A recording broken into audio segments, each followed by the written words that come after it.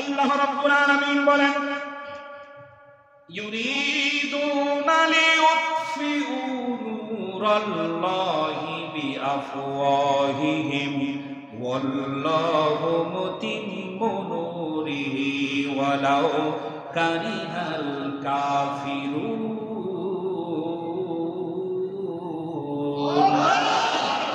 আল্লাহ রাব্বুল আলামিন বলেন, আল্লাহর দ্বীনকে, আল্লাহর বিধানটাকে, ইসলামটাকে আল্লাহ রাব্বুল আলামিন প্রজ্বলিত করবেন।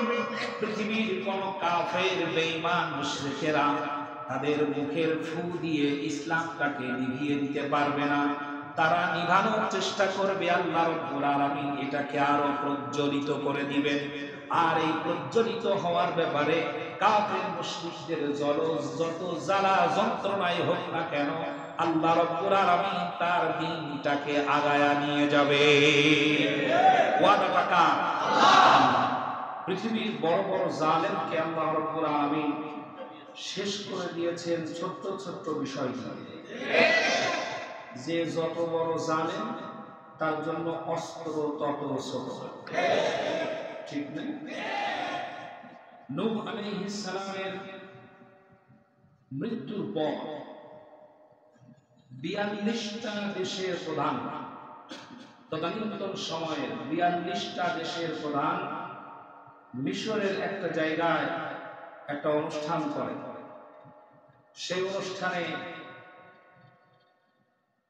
কিং অফ দ্য রাজা, কিং অফ দ্য প্রেসিডেন্ট হয় নমরুদ। এই নমরুদ 42টা দেশের বাদশাদের উপরে বাদশাহী করার যে ক্ষমতা পেল, পাওয়ার পরে তার চোখ আর মুখ অন্ধ হয়ে গেল। ডানেও দেখে না, বামেও দেখে না।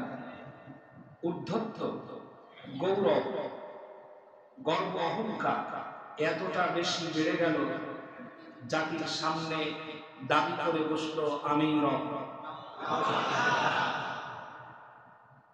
আমি তোমাদের সব কিছু করতে পারি, ভালো করতে পারি, বন্ধ করতে পারি।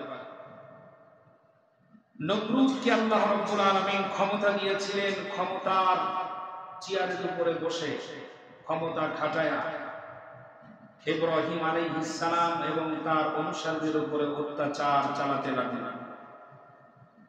এবং ইব্রাহিম আলাইহিস সালামকে সমূলে ধ্বংস করে দেওয়ার জন্য অগ্নিকুণ্ড বানায়া তার উপরে দিয়ে পুড়িয়ে মারতে চাইছে।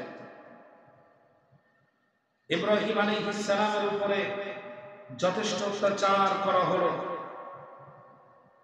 আল্লাহ রাব্বুল আলামিন এই জালিমকে শেষ করবেন, আল্লাহ পাক পরিকল্পনা গ্রহণ করলেন। তার চিন্তা ভাবনা এবং তার অহংকার এত বেশি বাড়ল, ইব্রাহিম আলাইহিস সালামকে বলে ফেলল, ইব্রাহিম তুমি তোমার রবকে খবর জানাও, আমি তোমার রবের সাথে যুদ্ধ করব। এবং সে যতটা সম্ভব পাহাড়ের উপরে উঠতে লাগতে, যতটা উঁচুতে উঠা সম্ভব এত উঁচুতে উঠল যেখান থেকে মাটির দিকে মানুষ আর দেখা যায় না, পৃথিবীর মানুষ দেখা যায় না। অনেক উঁচুতে উঠে আকাশের দিকে সমানে বর্ষা তীর নিক্ষেপ করতে লাগবে। মারবে কাকে? আল্লাহ। ক্ষমতায় অন্ধ হয়ে গেলে মানুষের অবস্থা যা হয়। এরপর ইব্রাহিম আলাইহিস সালামের রব, আমার আপনার প্রভু মহান আল্লাহ রাব্বুল আলামিন ফেরেশতাদেরকে বললেন, নমরুদ যেন নৈরাশ হয়ে না যায়। ফেরেশতারা প্রত্যেকটি তীরের মাথায় রক্ত জড়ায়া ছেড়ে দিলেন। ওরা যখন নিচে নেমে আসলো, তীরগুলো গোছানোর পরে দেখে প্রত্যেকটি তীরের মাথায় রক্ত। এই রক্তগুলো দেখে ইব্রাহিম আলাইহিস সালামের কাছে গিয়ে বলল, ইব্রাহিম সাবধান হয়ে যাও, আমরা কিন্তু তোমার রবকে খতম করে দিয়েছি। ইব্রাহিম আলাইহিস সালাম মুস্কি হাসলেন আর বললেন, আকাশের দিকে তাকিয়ে দেখো, আমার আল্লাহ রাব্বুল আলামিনের পাঠানো সৈনিকগণেরা নামতে শুরু করেছে। তাকিয়ে দেখে বিশাল বড় কালো মেঘখণ্ড। সেই মেঘখণ্ডের মধ্যে ছিল কোটি কোটি মশার দল। কারা ছিল? মশার দল। মশাগুলো দেখে নমরুদ তুচ্ছ তাচ্ছিল্য করলো, এ তো মশা, 2 আঙ্গুলের মাঝখানে টিপ দিলে সহ্য করতে পারবে না এমন প্রাণী দিয়ে তুমি আমাকে মারতে চাও? তুমি তো একটা পাগল। কিন্তু আল্লাহ রাব্বুল আলামিন মশাদেরকে এমন প্রশিক্ষণ দিয়ে সৈনিক আকারে প্রেরণ করেছেন নমরুদ এবং তার রাজ্যকে ধ্বংস করার জন্য। সমস্ত মশারা নাকের উপরে বসে নাকের ছিদ্র পথ দিয়ে মগজে অবস্থান নিল। মশা অবস্থান যখন মগজে নিল, মগজে যখন কামড় দেয় তখন সৈনিকদের মাথা ঠিক থাকে না, মাথা ঠিক থাকার কথা না। আল্লাহ পাক নমরুদকে পৃথিবী থেকে বিদায় করে দিলেন ল্যাংড়া, বলেন কি দিয়ে? মশা দিয়ে। ফেরাউনের পতন হয়েছে কি কিসে? পানিতে ডুবে। ফেরাউনের পতন হয়েছে কিসে? পানিতে ডুবে। পানির ভিতরে ডুবায়া আল্লাহ রাব্বুল আলামিন ফেরাউনকে শেষ করে দিলেন। এমন রাজ্য গঠন করলো ফেরাউন, তার বিরুদ্ধে কথা বলার মতো 1% থাকবে না। তাকে সহ্য করতে পারে না, সে এলাকা থেকে নিষিদ্ধ। এমন সংসদে আইন পাশ করলো, ইউযাব্বিহুনা আবনাআকুম ওয়া ইস্তাহয়ুনা নিসাআকুম, যারা তোমার বিরুদ্ধে কথা বলে সেই সকল পুরুষদেরকে হত্যা করে দাও। ওয়া ইস্তাহয়ুনা নিসাআকুম, এবং স্ত্রী যারা, মেয়ে যারা, তাদেরকে বাঁচিয়ে রাখো। তোমার সৈনিকদেরকে দিয়ে তাদেরকে ধর্ষণ করাবে। এই নীতিটা ফেরাউনের। কার? ফেরাউনের। আমার দেশে এরকম জালেম ছিল, যাদের সোনার ছেলেদেরকে দিয়ে ভার্সিটির অনেক মেয়ের ইজ্জত সম্ভ্রমকে বিনষ্ট করে দিয়েছে। প্রিয় বন্ধুগণ, ফেরাউন এমন একটা গণ্ডি তৈরি করলো, মুসার পক্ষের লোকেরা যেন মাথা উঁচু করে দাঁড়াতে না পারে। একের পর এক তাদের উপরে অত্যাচার, নির্যাতন, আইন যা কিছু করা দরকার সব করছে। মুসা আলাইহিস সালাম এবং তার অনুসারীদের উপরে আশা একটাই, যেন আমার সিয়ার ঠিক থাকে। ফেরাউনকে আল্লাহ রাব্বুল আলামিন শেষ পর্যন্ত ডুবিয়ে মারলেন পানিতে। যে পানির অপর নাম কি? জীবন। আর আল্লাহ রাব্বুল আলামিন যে ওই পানির মধ্যে ওর মরণ রাখছিল, ওর মোটেও টের পায় না। আব্রাহা আল্লাহ পাকের ঘর বাইতুল মক্কা, আল্লাহ পাকের ঘর মক্কাতুল মুকাররমা, বাইতুল্লাহ ভাঙার জন্য বিশাল বড় হস্তি বাহিনী নিয়ে যখন অগ্রসর হলো মক্কার দিকে, আল্লাহ রাব্বুল আলামিনের নবী দাজাজানকে খবর পাঠানো হলো, আমি তোমাদের এই বাইতুল্লাহকে ভেঙে মাটির সাথে গুলিয়ে দিতে চাই। তিনি বললেন, ঘরটা আল্লাহ, আর এটা রক্ষা করবেন। একথা বলে তিনি চলে গেলেন এবং বললেন, তোমার বিশাল হস্তি বাহিনীর সীমানার ভিতরে আমার একটি উট পড়েছে, ওটাকে ফেরত দাও। বলছে, তুমি কেমন বোকা, তোমাদের সম্মানের স্থপতি, সম্মানের বিশাল বড় নিদর্শন মক্কাতুল মুকাররমা বাইতুল্লাহ ভেঙে গুড়িয়ে দেব, এটা নিয়ে তোমার টেনশন নাই? তিনি বললেন, এটা নিয়ে আমার টেনশন নাই, কারণ এটা আল্লাহর ঘর, এটা আমার আল্লাহর ঘর। যদি আল্লাহ রক্ষা করতে চান তাহলে তোমার হাত থেকে রক্ষা করবেন। আল্লাহর এই অবাধ্য বাদশাহ, অবাধ্য সম্রাট হস্তি বাহিনী নিয়ে আসা আব্রাহাকে আল্লাহ রাব্বুল আলামিন ধ্বংস করলেন। কি দিয়ে? আবাবিল পাখি। পাখি কি ঈগল পাখির মতো বড়? সব থেকে ছোট পাখি।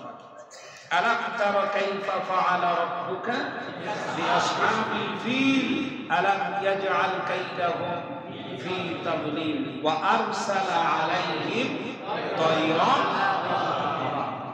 আবাবিল পাখি দিয়ে আল্লাহ রাব্বুল আলামিন তাকে ধ্বংস করলেন।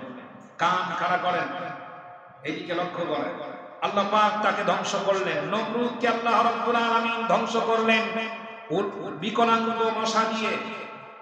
ফেরাউনকে আল্লাহ রাব্বুল আলামিন ধ্বংস করলেন পানির অপর নাম জীবন, সেই পানির মধ্যে ডুবায়া।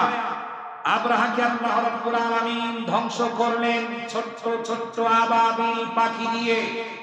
2024 সালে নব্য নমরুদ, নব্য ফেরাউনের উত্তরসূরি জালিম সরকারকে আল্লাহ রাব্বুল আলামিন ধ্বংস করে দিলেন, পালাতে বাধ্য করলেন 4 অক্ষরের একটি শব্দ রাজাকার শব্দ দিয়া।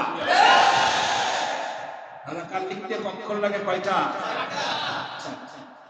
একটি মাত্র শব্দ দিয়ে আল্লাহ রাব্বুল আলামিন এমন পরিস্থিতি তৈরি করলেন, বাংলার সীমানা ছেড়ে চোরের মতো পালিয়ে যেতে বাধ্য হলো। রক্তের মধ্যে যদি বীরের রক্ত থাকত, তাহলে পরে জীবনের শেষ নিঃশ্বাস পর্যন্ত নেতা কর্মীদেরকে নিয়ে বাংলার জমিনেই থাকত। মুশরিকদের কাছে, মুনাফিকদের কাছে আশ্রয় চাইতো না।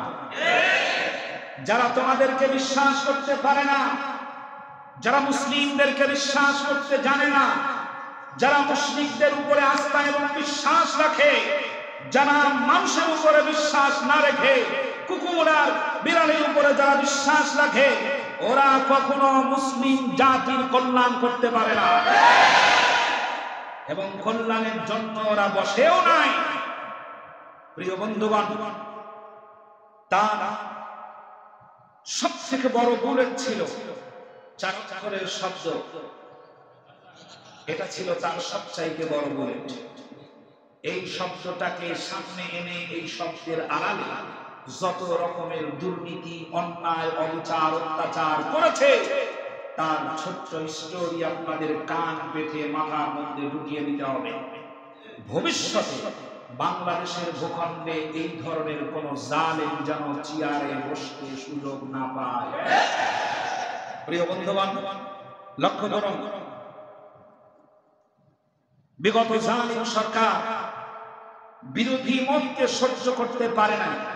কখনো বিরোধী মত, বিশেষ করে বাংলাদেশ জামাত ইসলামীর নেতা কর্মীদের ধ্বংস করার অনেক পথ, অনেক রকমের কৌশল সে অবলম্বন করেছিল।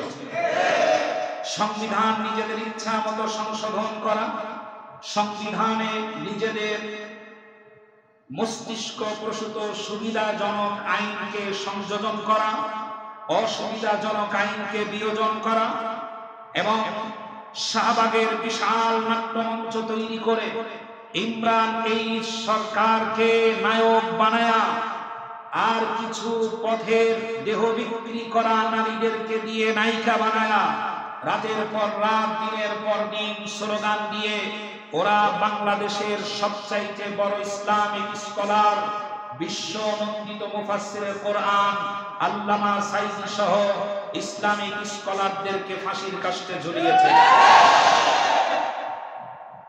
এরপর তৈরি করেছে তারা অপরাধ ট্রাইব্যুনাল, যেই অপরাধ ট্রাইব্যুনালের মাধ্যমে অনেক নিরপরাধ মানুষকে যাবজ্জীবন কারাদণ্ড দিয়ে মৃত্যুর কোলে ধরিয়ে মরতে বাধ্য করেছে। বিচার বহির্ভূত হত্যাকাণ্ড, খুন, গুম এবং খুন গুম করার জন্য নিজের তৈরি করা নিজস্ব বাহিনী, যেমন বাংলাদেশে নাম করা ওসি প্রদীপ কুমার, এরপরে বিপ্লব কুমার, এই ধরনের হিন্দু অফিসারকে দিয়ে বাংলাদেশের নিরীহ মানুষের উপরে যে অত্যাচার চালিয়েছে, তার বাহিনীগুলো তৈরি করেছে অন্ধকার জগতের আয়নাঘর। এই আয়নাঘর থেকে যারা বেরিয়ে আসছে তাদের লোমহর্ষক বর্ণনা শুনলে পরে আপনিও চোখে পানি রাখতে পারবেন না। খেতে দেওয়া হয়েছে তাদের গন্ধযুক্ত খাবার, খেতে না পারার কারণে তারা যদি রোজা রেখেছে তাদেরকে গালাগালি করা হয়েছে। এবং শুধুমাত্র সময় দিনক্ষণ কিছুই জানানো হয়নি তাদেরকে, এবং অত্যাচার করা হয়েছে, এবং যাদেরকে বেশি টার্গেট করেছে তাদেরকে হত্যা করেছে বিভিন্ন কৌশলে বিভিন্ন জায়গায় নিয়ে গিয়ে। কিন্তু এত কিছু করার পরেও শেষ রক্ষা হয় নাই। মাজলুমের চোখের পানি আল্লাহ রাব্বুল আলামিনের দরবারে এমন ভাবে কবুল হয়েছে, মাজলুমের চোখের পানিতে জালিম ভেসে চলে গেছে মামুবাড়ি দিল্লি। এজন্য আল্লাহ রাব্বুল আলামিনের নবী সব সময় গভর্নর এবং প্রতিনিধিদেরকে বলতেন, খবরদার তোমরা যেটাই করো আর না করো মাজলুমের বদদুয়াকে ভয় করে চলবে, যেন কোনো মানুষের উপরে জুলুম না হয়। প্রিয় ভাই সব, আপনি কোরআন পড়ুন, হাদিস পড়ুন, সেখানে দেখতে পাবেন কোরআন হাদিসে উল্লেখিত চিরকাল জালিমের পরাজয় হয়েছে, মাজলুমের বিজয় হয়েছে।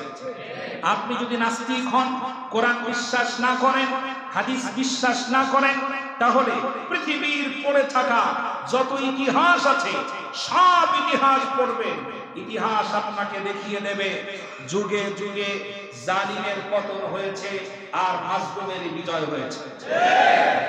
প্রিয় বন্ধুগণ, আর চিরকাল মাজলুমেরাই বিজয় অর্জন করেছে, যে কারণে সব সময় রাসূল সতর্ক করেছেন, খবরদার তোমরা মাজলুমের বদদুয়াকে সবচাইতে বেশি ভয় করে চলবে।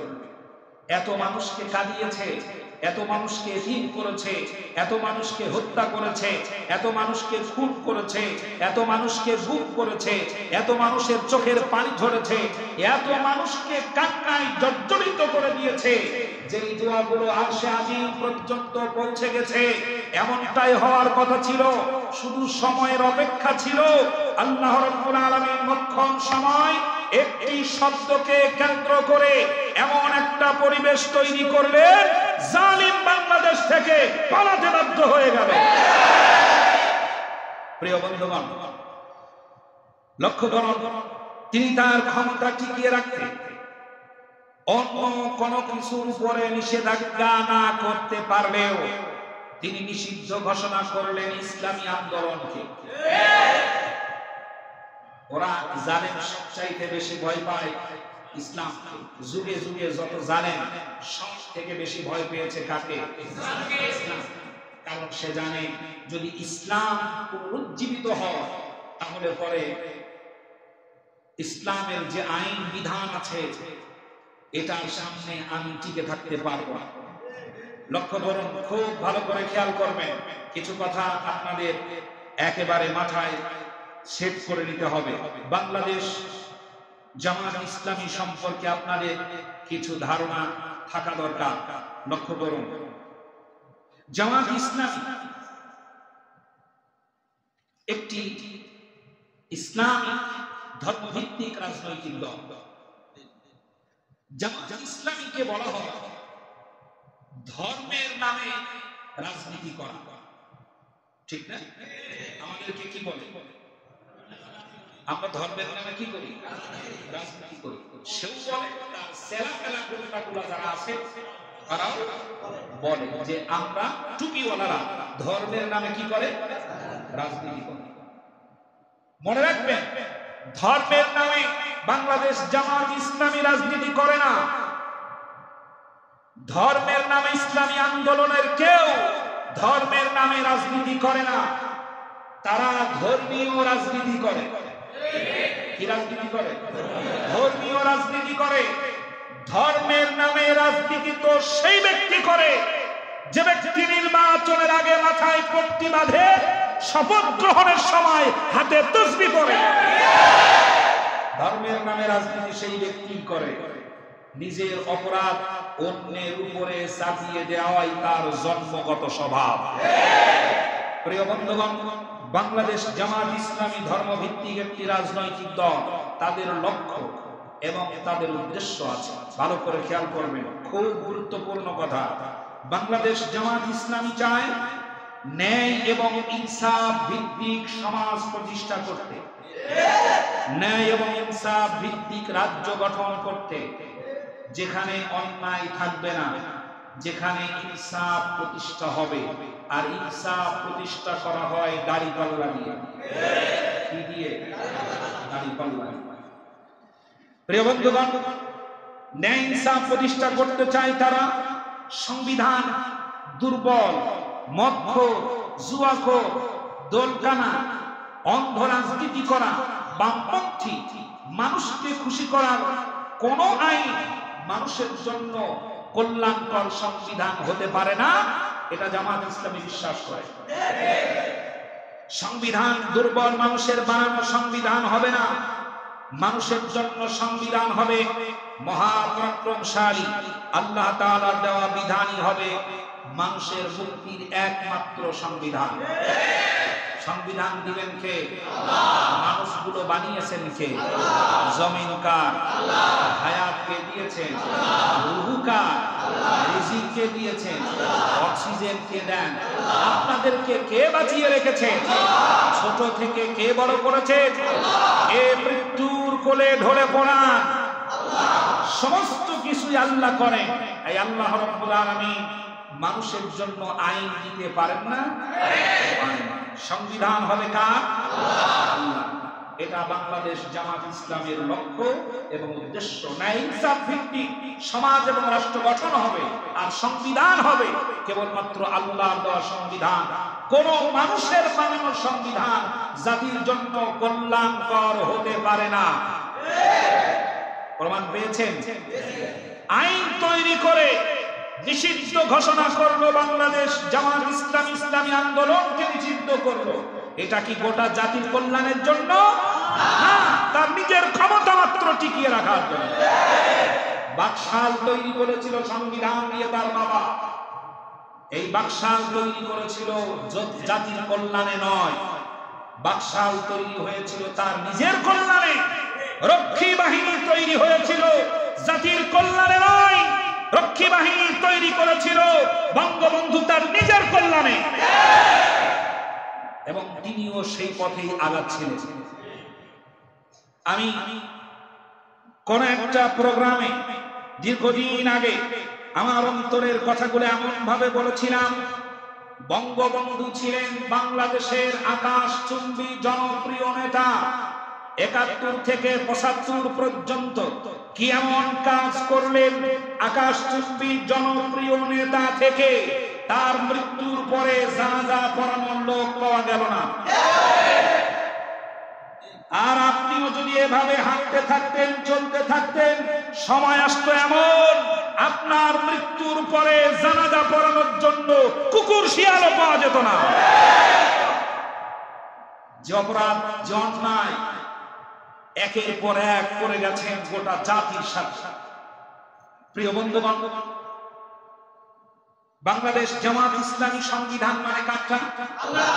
তারা চায় যে বাংলার তথা মুসলিম জাতির জন্য, মানুষের জন্য সংবিধান হোক আল্লাহর দেওয়া সংবিধান, যেখানে কোনো পক্ষপাতিত্ব থাকবে না, যেখানে থাকবে না স্বজনপ্রীতি, যেখানে থাকবে না দলীয়করণ, যেখানে থাকবে না দুর্নীতি, যেখানে থাকবে না অন্যায়, জুলুম, অত্যাচার, নিপীড়ন, যেখানে থাকবে না যে আইনের মধ্যে সে আইন চায়। ভূখণ্ডের সকল মানুষ থাকবে সমান অধিকার নিয়ে বসবাস করবে। হিন্দু, মুসলিম, বৌদ্ধ, খ্রিস্টান যারা ভূখণ্ডে বসবাস করবে প্রত্যেকেই সমান অধিকার নিয়ে বসবাস করবে।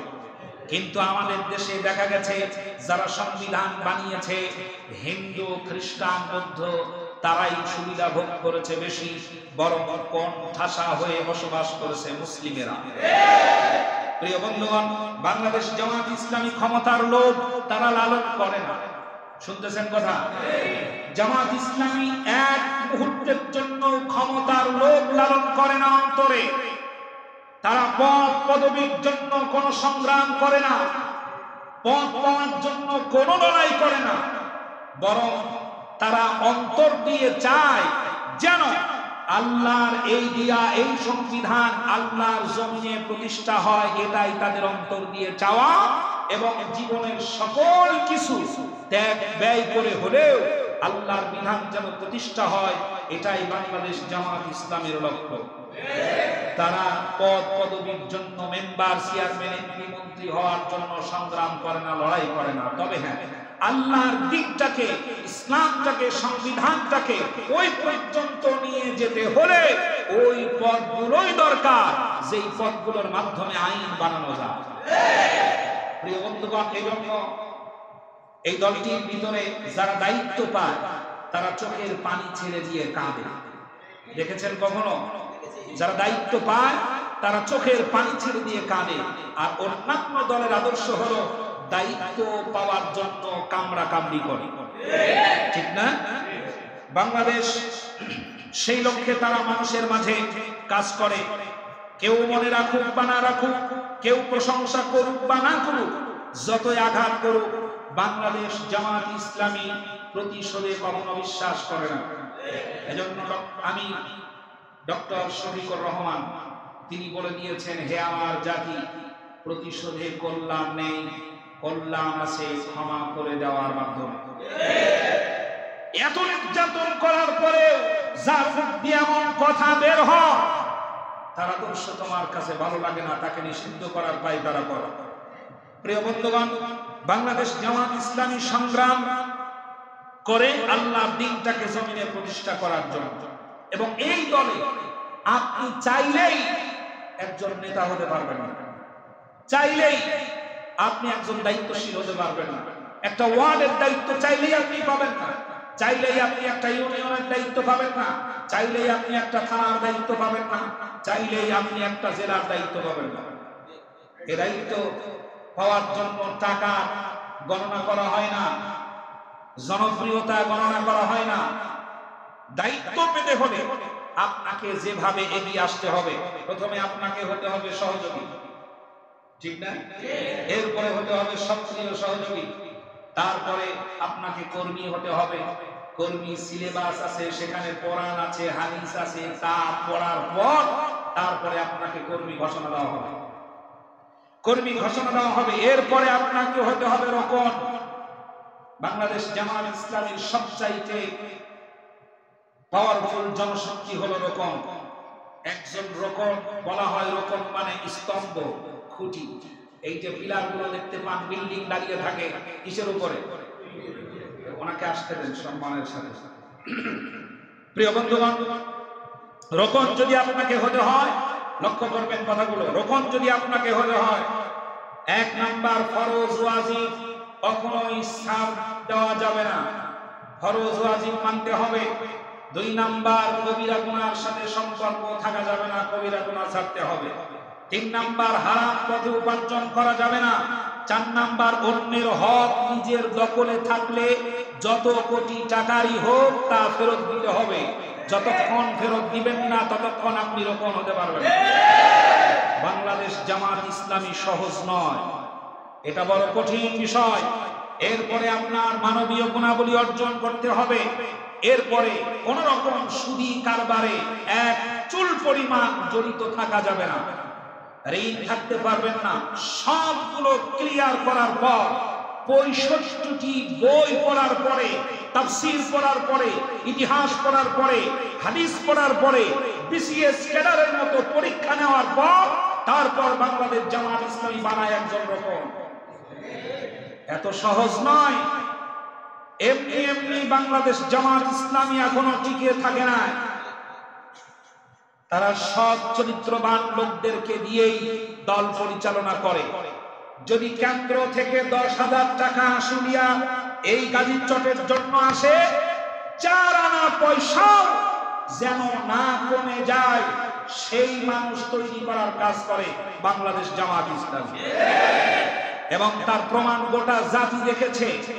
যাদেরকে আপনারা ফাঁসির কাস্টে ঝুলিয়ে দিয়েছেন, মাওলানা মতিউর রহমান নিজামী মন্ত্রিত্ব চালানোর পরেও এক চুল পরিমাণ দুর্নীতি খুঁজে পাওয়া যায় না। বরং বাংলাদেশের ইতিহাসে একজন মাত্র বাগের বাচ্চা মন্ত্রী, তিনি তার বাজেটের টাকা সমস্ত কাজ করার পরেও বকরি টাকা, বেঁচে যাওয়া টাকা মন্ত্রণালয়ে ফেরত দেয়। এর নাম জামাত ইসলামী। শুধুমাত্র খুনি, ডাইনি, শেখ হাসিনার তৈরি করা রাজাকার শব্দ দিয়েই এই দলটাকে ঘায়েল করতে চান, পারবেন না। প্রিয় বন্ধুগণ, রাজাকার এর তালিকা তৈরি করেছিল বাংলাদেশ আওয়ামী লীগ। তালিকা তৈরি করার পর গোটা জাতি জানতে পেরেছে জামাত ইসলামের মধ্যে যারা ছিল তারা সব শেষ। কিছু আছে বিএনপির মধ্যে, অধিকাংশ রাজাকার আওয়ামী লীগের ভিতর। এবং শুধু তাই নয়, তার নিজের কন্যা সন্তানের শ্বশুর, পুতুলের শ্বশুর পিস কমিটির সভাপতি এবং সবচাইতে কুখ্যাত রাজাকার। এটা তার চোখে পড়ে, এগুলো তার চোখে পড়ে। বাংলাদেশ আওয়ামী লীগে যোগদান করেছে অনেক রাজাকার, এগুলো চোখে পড়ে। শুধুমাত্র পাইছে একটা শব্দকে ব্যবহার করে এটাকে যেন শেষ করে দেওয়া যায়। কারণ ওরা যদি চায়, যেটা চায় সেটা যদি সংবিধান আকারে চালু হয় এদেশে, তাহলে আমার লোকদের হাত থাকবে না, পা থাকবে না, ফাঁসির কাস্টে আবার ঝুলতে হবে। এই জন্য সুকৌশলে গোটা জাতির দৃষ্টিভঙ্গি অন্যদিকে দিয়ে দেওয়ার জন্য ক্ষমতা ছাড়ার কয়েকদিন আগে শেষ কাজটা করলো নমরুদ, ফেরাউনের মতো ইসলামী আন্দোলনকে নিষিদ্ধ ঘোষণা করে। আল্লাহ রাব্বুল আলামিন বলেন, ইউরিদুনা লিইউতফিউ নূরাল্লাহি বিআফওয়াহিহিম ওয়াল্লাহু মুতিম্মু নূরিহি ওয়ালাউ কারিহাল কাফিরুন।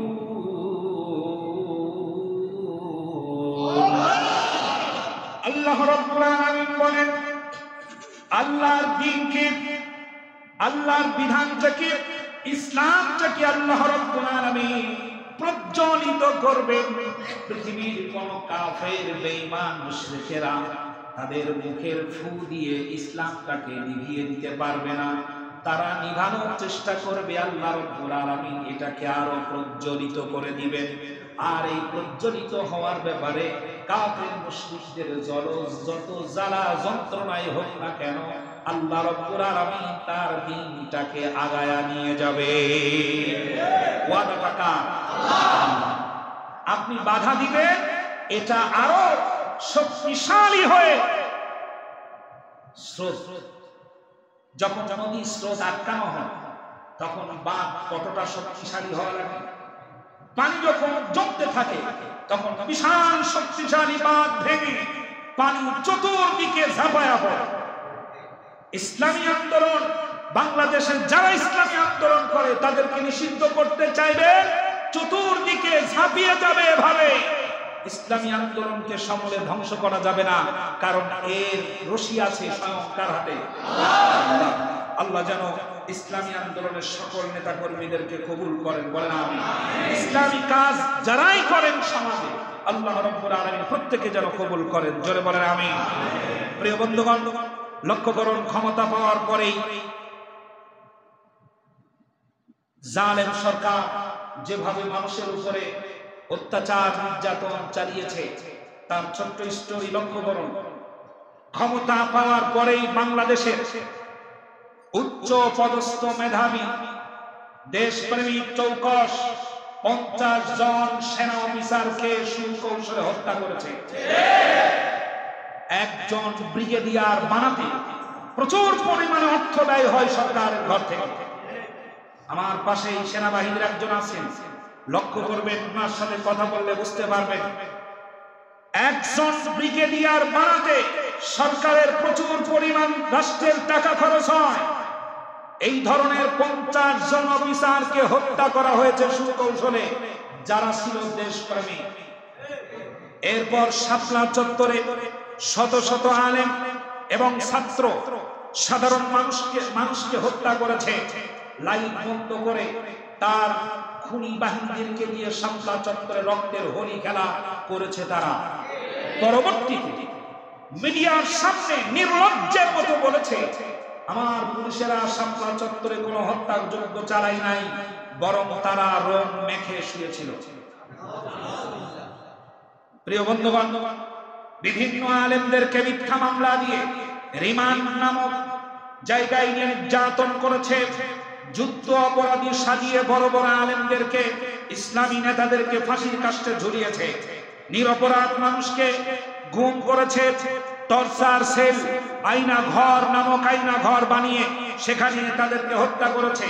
হাজার হাজার মায়ের বুক খালি করেছে, হাজার শিশুদেরকে এতিম করেছে, গোটা জাতিকে লাশের স্তূপ উপহার দিয়েছে এই জালেম সরকার। 16 বছরে 11 লক্ষ কোটি টাকা পাচার করেছে বিদেশে।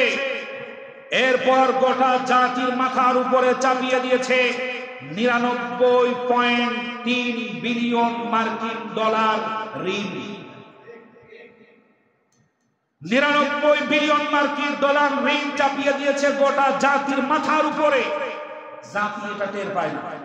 কত বড় ঋণের বোঝা নিয়ে সে ঘুরে বেড়ায়, এটা টের পায় না। তুলা হতো তার থেকে।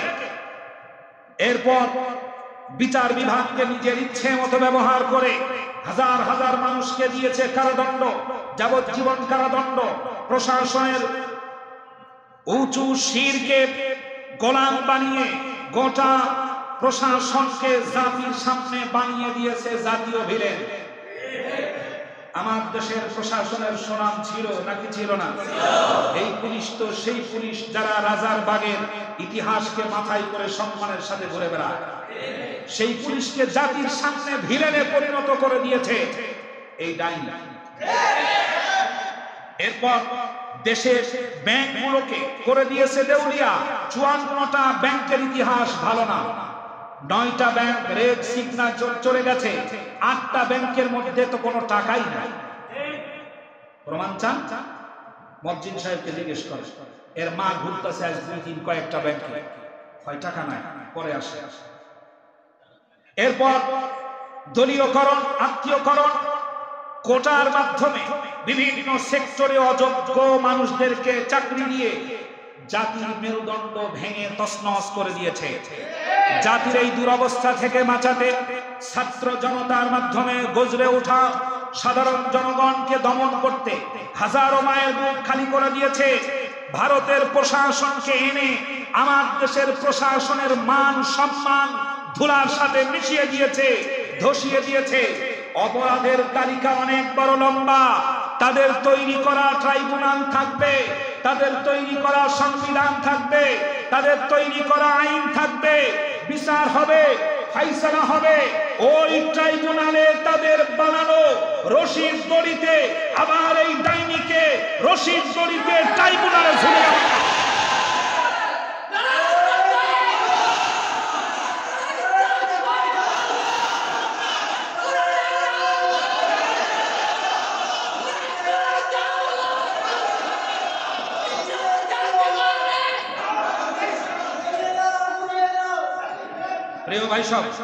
প্রিয় ভাই সব, বাংলাদেশে যে সকল থানার পুলিশের সাথে জনগণের চরম সংঘর্ষ হয়েছে, আশুলিয়ার এখানকার জনগণ যারা আছেন, স্থানীয় মুরব্বিয়ান একরাম এবং এলাকায় যারা বসবাস করেন, আমার ধারণা আপনাদের দেখা স্বাধীনতার পরে আশুলিয়া থানার পুলিশের সাথে জনগণের এত লম্বা সময় গোলাগুলি হয়তো কখনো হয়নি। আশুলিয়া থানায় যে পরিমাণ গোলাগুলি হয়েছে, আমার বিশ্বাস এটা শুধু আমার দেশের পুলিশের কাজ নয়, ভারত থেকে আনা দাদা বাবুদের কাজ। প্রিয় বন্ধুগণ, বিভিন্ন জায়গায় দীর্ঘ সময় ধরে গোলাগুলি করেছে। আমার দৃঢ় বিশ্বাস বাংলাদেশের পুলিশ এর জন্য যতটা দায়ী, তার চাইতে সবথেকে 1000 গুণ বেশি দায়ী হলো ভারত থেকে আমদানি করা প্রশাসন। এরাই সবচাইতে দায়ী। যে প্রশাসনের ভাইরা, প্রশাসনের ভাইদেরকে বলবো, সরকার আপনাদের প্রতি বিশ্বাস রাখতে পারে নাই, সরকার আপনাদেরকে বিশ্বাস করে নাই, বিশ্বাস করেছে ভারত থেকে আনা প্রশাসনের উপরে। আপনাদের প্রতি বিন্দু মাত্র বিশ্বাস তার ছিল না। মুসলিমদের উপরে যার বিশ্বাস নাই, দেশের মানুষের উপরে যার বিশ্বাস নাই, দেশের প্রশাসনের উপরে যার বিশ্বাস নাই, বিশ্বাস করুন সেই ব্যক্তি কখনো দেশের কল্যাণ চাই নাই, সব সময় নিজের ক্ষমতা টিকিয়ে রাখতে যা করা তাই করেছে। প্রিয় বন্ধুগণ, বাংলাদেশে সাধারণ মানুষের উপরে আর কোন জালিম সরকার যেন চেপে বসতে না পারে, সে ব্যাপারে আপনাদের সিদ্ধান্ত আর পরিকল্পনা 100% বাস্তবসম্মত উপায়ে কাজে লাগাতে হবে। কারণ আপনারা দেখেছেন অনেক কিছু, অনেক দেখেছেন। স্বাধীনতার আগ থেকে শুরু করে স্বাধীনতার এই 52-53 বছর পর্যন্ত অনেক দেখেছেন, ঠিক না? একজনরা তৈরি করেছে আয়না ঘর, বিএনপির শাসক আমলে তৈরি করেছিল হাওয়া ভবন, ঠিক না? এবার মনে হয় কথা গায়ে লাগবে। বিএনপিরা তৈরি করেছিল হাওয়া ভবন, নির্যাতন তারাও কম করে নাই। আওয়ামী লীগ তৈরি করেছিল আয়না ঘর, ডিবি হারুন, ওসি প্রদীপ কুমার, এদের সহ যে সকল বেনজির আহমেদ, হ্যাঁ কি নজির, আচ্ছা যাই হোক, এই লোকগুলো দিয়ে তৈরি করা আয়না ঘর দিয়ে সেই আয়না ঘরের ভিতরে তাদেরকে নির্যাতন করেছে, জুলুম করেছে, অত্যাচার করেছে। চাকরি করা অবস্থায় ব্রিগেডিয়ার গোলাম আজমের ছেলে নিজাম আজমি, তাকে গুম করে রাখা হলো। একজন সেনা অফিসারের প্রতি সামান্য সম্মান দেখাতে পারলেন না, আয়না ঘরের মধ্যে রেখে দিলেন, গন্ধযুক্ত খাবার খাইতে দিলেন, পরিবার থেকে 10টি বছরের জন্য আলাদা করে দিলেন। 10 বছর পর এখন বেরিয়ে এসে দেখে ওনার স্ত্রী নাই, ওনার পাশে দাঁড়ানোর মতো আর কেউ নাই। এই জুলুমের বিচার হবে না? এই জুলুমের শাস্তি হবে না? মনে রাখবেন, আল্লামা দেলোয়ার হোসেন সাইদি রাহমাতুল্লাহি আলাইহি বলে গেছেন, সময় আসবে এমন পালাবার জন্য ইন্দুরের গর্তও খুঁজে পাবে না, কোন দেশের জায়গা হবে না, বাংলাদেশে আবার ফিরে আসতে হবে। ট্রাইব্যুনালে বিচার করে ফাঁসি দিয়ে উচিত শাস্তি তোমার দেওয়া হবে।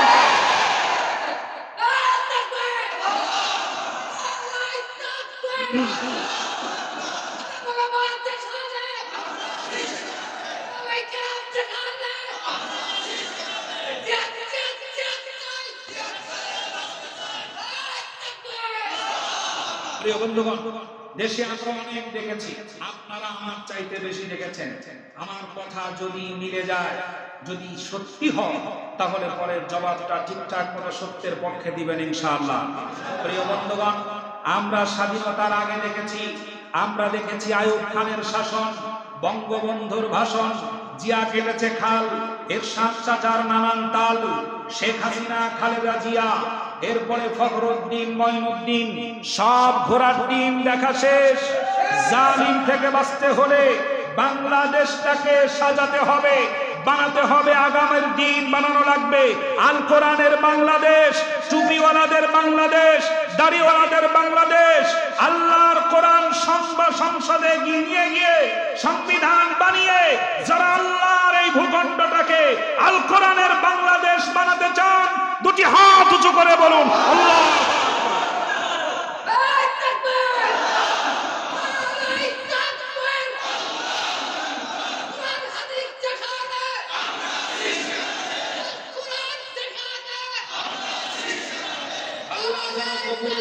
জোরে বলেন আমিন, জোরে বলেন আমিন। খারাপ লাগতেই পারে, কারণ ব্যথা যদি থাকে